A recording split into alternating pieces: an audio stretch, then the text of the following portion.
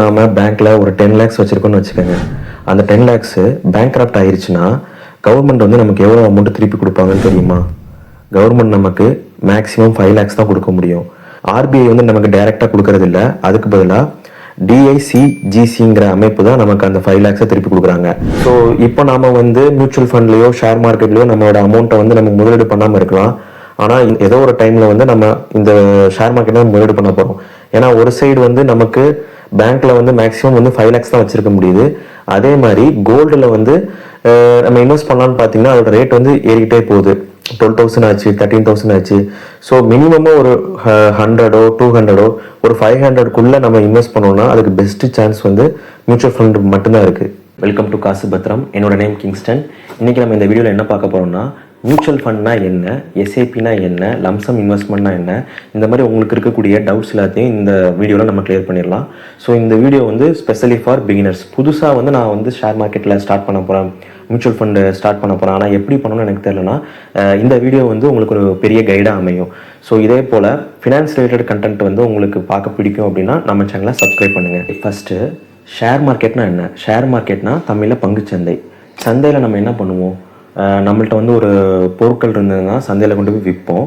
நமக்கு ஏதாவது பொருள் தேவைன்னா சந்தையில் போய் நம்ம வாங்குவோம். அதே மாதிரி ஷேர் மார்க்கெட்டில் என்னென்னா பெரிய பெரிய கம்பெனிஸ் வந்து அவங்களோட ஷேர்ஸை வந்து விற்கிறதுக்கு வந்து வச்சுருப்பாங்க. ஸோ அஸ் அ இன்வெஸ்டர் நமக்கு ஷேர் வேணும்னா நம்ம டேரெக்டாக போய் அந்த ஷேர்ஸை வாங்கலாம். இப்போ உங்களுக்கு டவுட் வரலாம், ஷேர்னா என்ன? ஒரு பேசிக்கான டவுட், கரெக்டுங்களா? ஷேர்னா ஒன்றும் இல்லை. இப்போ ஒரு எக்ஸாம்பிள் சொல்கிறேன். இப்போது ஒரு வீடு கட்டுறோன்னு வச்சுக்கோங்களேன். ஒரு வீட்டில் வந்து செவுரு இருக்குது. ஒரு 4 பக்கமும் செவுரு இருந்தால் ஒரு ரூமு. அந்த செவரில் இருக்கக்கூடிய ஒரு செங்கல் தான் ஷேரு. ஓகேங்களா? இப்போ பெரிய பெரிய கம்பெனிஸ் இருக்கும். 5000 கோடி மார்க்கெட் கேப்பு, 10,000 கோடி நெட்ஒர்த், அந்த மாதிரி கம்பெனிஸ் இருக்கும். ஆனால் அவங்களோட ஒரே ஒரு சின்ன ஷேரோட ரேட்டு பார்த்தீங்கன்னா, ஒரு சின்ன யூனிட்டோட ரேட்டு பார்த்தீங்கன்னா ஒரு 500 அந்த மாதிரி இருக்கும். அந்த 500லேருந்து அந்த ஷேர் வந்து ட்ரேட் ஆகும். அந்த கம்பெனி வந்து நல்லா ப்ராசஸ் பண்ணி நல்லா ரிசல்ட் கொடுத்தாங்கன்னா 500லேருந்து கொஞ்சமாக 600 650 அப்படின்னு மேலே போகும். இப்போ வந்து ஒழுங்காக அவங்க வந்து அவுட்புட் கொடுக்கல, ப்ராஃபிட் வந்து அவங்க நினச்ச அளவுக்கு வரலை, அந்த மாதிரி இருந்ததுன்னா 400 300 அப்படின்னு அந்த ஷேர் வந்து மேலேயும் கீழேயுமா பல்ஸ் மாதிரி போய்கிட்டே இருக்கும். நெக்ஸ்ட்டு மியூச்சுவல் ஃபண்ட்னா என்ன? மியூச்சுவல் ஃபண்ட்னா என்னென்னா, இப்போ ஷேர் நான் சொல்லியிருந்தேன்ல, ஒரு ஸ்மால் யூனிட் தான் ஷேரு. அதை நம்ம டைரெக்டாக வாங்கலாம் விற்கலாம். ஓகேங்களா? இப்போது எக்ஸாம்பிள் வந்து நீங்கள் ஒரு சினாரியோ எடுத்துக்கோங்க. இப்போ நான் வந்து கொடைக்கானலுக்கு போகிறேன்னு வச்சுக்கோங்களேன். நானே காரை வந்து ஓட்டிகிட்டு போகிறேன்னு வச்சுக்கோங்களேன். இன்பிட்வீனில் கார் ஆக்சிடென்ட் ஆயிடுச்சு, இல்லாட்டி காரில் வந்து பெட்ரோல் தீர்ந்துருச்சு, இல்லாட்டி கார் வந்து பிரேக் டவுன் ஆயிடுச்சு, என்ன அப்படி ஏதாவது ஒரு சுச்சுவேஷன் வந்துச்சுன்னா அதை நான் தான் டேக் கேர் பண்ணிக்கணும். இன்னொரு இது என்னென்னா, நம்மளோட காருக்கு வந்து ஒரு டிரைவரை மட்டும் நம்ம ஹையர் பண்ணிவிட்டு அதே கொடைக்கானலுக்கு போகும்போது நம்ம எந்த ஒரு ஒரியும் இல்லாமல் நம்ம ட்ரிப் வந்து இப்போ கண்டினியூ பண்ணலாம். இப்போ இன்கேஸ் வந்து பெட்ரோல் காலி ஆயிடுச்சு, இல்லாட்டி வந்து கார் வந்து பிரேக் டவுன் ஆயிடுச்சு அப்படின்னா அந்த டிரைவர் பார்த்துக்க போகிறாரு. அந்த டிரைவருக்கு தேவையான பொருள் வாங்குற தேவையான காசோ, அதே மாதிரி அவருக்கு நம்ம காரை ஓட்டிகிட்டு போகிறதுக்கு தேவையான ஃபீஸோ நம்ம கொடுத்தா மட்டும் போதும்.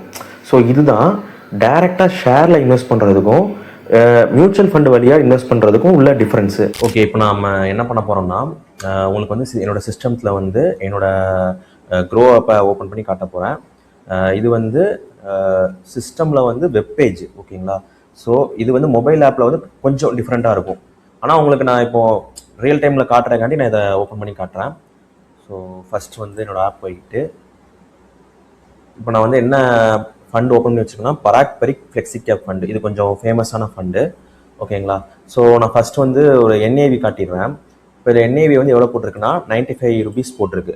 ஓகேங்களா? ஸோ இது ஆல் டைம் ஹை வந்து இப்போ 95 rupeesல இருக்குது. எப்போன்னா 2026 ஜான். ஓகேங்களா? இது எனக்கு தெரிஞ்சு 2013 வந்து இதை லான்ச் பண்ணாங்க. 2013 பார்த்தீங்கன்னா 10 ரூபா இருந்திருக்கு என்ஏவி. அப்போ 10 ரூபா இருந்தது 95 rupees போயிருக்கு. ஓகேங்களா? ஸோ இந்த மாதிரி தான் அது வந்து உங்களுக்கு வந்து அதோட ரேட் வந்து என்ஏவி ரேட் வந்து இன்க்ரீஸ் ஆகிட்டே போகும். எவ்வளோக்கு எவ்வளோ நீங்கள் லாங் டேர்ம் ஹோல்ட் பண்ணுறீங்களோ அவ்வளோக்கு உங்களுக்கு ரிட்டர்ன்ஸ் கிடைக்கும். ஓகே, ஸோ இது என்ஏவி. இது வந்து ஃபண்டோட சைஸ் வந்து கிட்டத்தட்ட 1.5 லட்சம் கோடி இருக்குது. ஸோ ஷேர் மார்க்கெட்டில் நீங்கள் என்ன பண்ணணும்னா, நீங்களே எல்லா வகையான ஃபண்டமெண்டல் அனலைஸும் நீங்களே பண்ணிவிட்டு அந்த ஷேரில் போய் முதலீடு பண்ணுற மாதிரி இருக்கும். ஸோ இன்கேஸ் அந்த கம்பெனி மேலே போகிறனாலும் நீங்கள் தான் அதுக்கு பொறுப்பு, கீழே இறங்கினாலும் நீங்கள் தான் பொறுப்பு. மியூச்சுவல் ஃபண்ட் அப்படின்னா, மியூச்சுவல் ஃபண்டுக்கு வந்து ஒரு ஃபண்ட் மேனேஜ்மெண்ட் ஒரு டீமே இருக்கும். ஓகேங்களா? ஒரு 15 to 20 people இருப்பாங்க. அதுக்கு ஒரு ஃபண்ட் மேனேஜர் இருப்பார். ஸோ அந்த டீமோட வேலை என்னென்னா, நீங்கள் 500 ரூபா போட்டாலும் சரி 1000 ரூபா போட்டாலும் சரி அதை அவங்க உட்காந்து அனலைஸ் பண்ணுவாங்க. எந்த கம்பெனியில் போட்டால் இந்த மதிப்பு வந்து உயரும், நமக்கு வந்து கஸ்டமருக்கு வந்து நல்ல ரிட்டர்ன்ஸ் கொடுக்கலாம் அப்படின்னு சொல்லி அவங்க அனலைஸ் பண்ணுவாங்க. ஸோ அதுக்கேற்றாப்புல நாமளும் அவங்களுக்கு வந்து ஒரு ஃபீஸ் கொடுப்போம். ஒரு ரொம்ப ரொம்ப சின்ன பர்சன்டேஜ் ஃபீஸ் வந்து நம்ம அவங்களுக்கு கொடுப்போம். அது வந்து எக்ஸ்பென்ஸ் ரேஷியோ அப்படின்னு சொல்லுவாங்க. ஸோ நாம் வந்து நேரடியாக காரை ஓட்டிகிட்டு போனோம்னா அது ஷேரை டைரெக்டாக இன்வெஸ்ட் பண்ணுற மாதிரி, நம்ம ஒரு ஆளை ஹையர் பண்ணி நம்ம வந்து காரில் போனோம்னா அது மியூச்சுவல் ஃபண்டு மாதிரி. மியூச்சுவல் ஃபண்டுங்கிறதுனால ரிஸ்க் கம்மியாக இருக்கும், ரொம்ப சேஃபாக இருக்கும். ஏன்னா இதுக்கு வந்து ஒரு டீமே வந்து செயல்படுறதுனால நீங்கள் ஜஸ்ட் மாதம் மாதம் ஒரு அமௌண்ட் போட்டிங்கன்னா போதும், அவங்களே உங்க டேக் கேர் பண்ணிக்குவாங்க. மியூச்சுவல் ஃபண்டில் வந்து நிறைய டைப்ஸ் இருக்குது. இப்போ உதாரணத்துக்கு வந்து மெயினாக எப்படி மியூச்சுவல் ஃபண்டை பிரிக்கலாம்னா 2ஆக பிரிக்கலாம். Active mutual fund, passive mutual fund. So active mutual fund அப்படின்னா இப்போ மொத்த மார்க்கெட்லையுமே large cap, mid cap, small cap அப்படின்னு பிரிச்சுக்குவாங்க. ஓகேங்களா? லார்ஜ் கேப் அப்படிங்கிறது மோர் தென் 20,000 crores மதிப்பு இருக்கக்கூடிய கம்பெனிஸை வந்து லார்ஜ் கேப் அப்படின்னு சொல்லுவோம். மிட் கேப் அப்படிங்கிறது மோர் தென் 5,000 crores மேலே இருக்கக்கூடிய கம்பெனிஸ்லாம், அதான் 5,000 to 20,000 இடையில உள்ள கம்பெனிஸ் எல்லாத்தையும் வந்து மிட் கேப் அப்படின்னு சொல்லிடுவோம். 5,000 crores கீழே உள்ள கம்பெனிஸ், சின்ன சின்ன கம்பெனிஸ், ஒரு 800 கோடி, அதோட மதிப்பே 800 கோடி 200 கோடி அப்படிப்பட்ட கம்பெனிஸை வந்து நம்ம ஸ்மால் கேப் அப்படின்னு சொல்லிடுவோம். ஸோ இதை எல்லாமே இப்போ நான் சொன்ன large cap, mid cap, small cap இது எல்லாமே ஆக்டிவ் மியூச்சுவல் ஃபண்ட்ஸ் கீழே வருது. பாசிவ் மியூச்சுவல் ஃபண்ட்னா நிஃப்டி 50. இந்த எல்லா கம்பெனியும் ஷேர் இருக்கிறதுக்கு பேர் தான் நிஃப்டி. அதில் உள்ள டாப் 50க்கு பேர் தான் நிஃப்டி 50. ஸோ அது வந்து ஒரு டெம்ப்ளேட் மாதிரி. இப்போ நான் வந்து ஒரு HDFC கம்பெனி, நான் வந்து ஒரு நிஃப்டி 50க்கான ஒரு மியூச்சுவல் ஃபண்ட் வச்சிருக்கேன்னா நான் வந்து முதல் 50க்கு வந்து ஒவ்வொரு பர்சன்டேஜ் வச்சிருப்பேன். முதல் கம்பெனியில் நீ 5% போடு, ரெண்டாவது 4% போடு, மூணாவது 3 அப்படின்னு சொல்லிட்டு டாப் 1லேருந்து 50 வரைக்கும் பர்சன்டேஜ் வச்சிருப்பேன். லாஸ்ட் கம்பெனிக்கு ஒரு 0.001 போடு, அந்த மாதிரி ஒரு பர்சன்டேஜ் வச்சிருப்பேன். இந்த மாதிரி ஒரு டெம்ப்ளேட். நான் காசு போட்டாலும் எனக்கு அதே தான் நடக்க போகுது, நீங்கள் காசு போட்டாலும் அந்த டெம்ப்ளேட் பிரகாரம் தான் இன்வெஸ்ட் பண்ண போகிறாங்க. ஸோ இதில் வந்து உங்களுக்கு வந்து ரொம்ப ஃபீஸ் வந்து இதில் வாங்க மாட்டாங்க. ஸோ இது வந்து comes under passive mutual fund. Active mutual fund, passive mutual fund 2ஆக இருக்குது. உங்களுக்கு ஷேர் மார்க்கெட்டை பற்றி ஐடியா இல்லைன்னா நீங்கள் ஃபஸ்ட்டு பாசிவ் மியூச்சுவல் ஃபண்ட், அதாவது நிஃப்டி 50ல் போடுங்க. ஷேர் மார்க்கெட் பற்றி எனக்கு ஐடியா இருக்குது அப்படின்னா நீங்கள் வந்து ஆக்டிவ் மியூச்சுவல் ஃபண்டில் போடுங்க. ஆக்டிவ் மியூச்சுவல் ஃபண்டு என்ன டிஃப்ரென்ஸ்னா, ஆக்டிவ் மியூச்சுவல் ஃபண்டில் வந்து நீங்கள் கொஞ்சம் ஃபீஸ் வந்து எக்ஸ்ட்ரா கொடுக்குற மாதிரி இருக்கும். இங்கே ஃபீஸுங்கிறது என்னென்னா எக்ஸ்பென்ஸ் ரேஷியோ அப்படின்னு சொல்லிட்டு ஒரு டேர்ம் இருக்குது. அது வந்து நீங்கள் ஃபண்டமெண்டல் அந்த பேஜில் போய் பார்த்தீங்கன்னா எவ்வளோ எக்ஸ்பென்ஸ் ரேஷியோ எவ்வளவு, எக்ஸிட் லோடு எவ்வளவு, AUM எவ்வளவு, ஸோ அதை பார்த்து நீங்கள் இன்வெஸ்ட் பண்ணணும். SIP பற்றி பார்ப்போம். SIPனா என்னென்னா சிஸ்டமேட்டிக் இன்வெஸ்ட்மெண்ட் பிளான். ஸோ சிலர் நீங்கள் பேசும்போது கவனிச்சிருப்பீங்க, நான் வந்து மியூச்சுவல் ஃபண்டில் போடணும் இல்லாட்டி SIP போடணும் அப்படின்னு சொல்லுவாங்க. ஆக்சுவலாக மியூச்சுவல் ஃபண்டில் தான் நீங்கள் மணியை போடுறீங்க. SIPங்கிறது வந்து அது ஒரு மெத்தடாலஜி. SIPனா என்னென்னா ஒரு சிஸ்டமை வந்து நீங்கள் வந்து ஆட்டோமேட்டிக்காக ரன் பண்ணுறீங்க. மாதம் மாதம் இந்த அமௌண்ட்டை இதில் போட்டுரு அப்படின்னு சொல்லி அந்த ஒரு சிஸ்டமை ரன் பண்ணுறதுனால அது SIP. எதுக்கு இத்தனை எப்படி இல்ல எப்படிப்பா?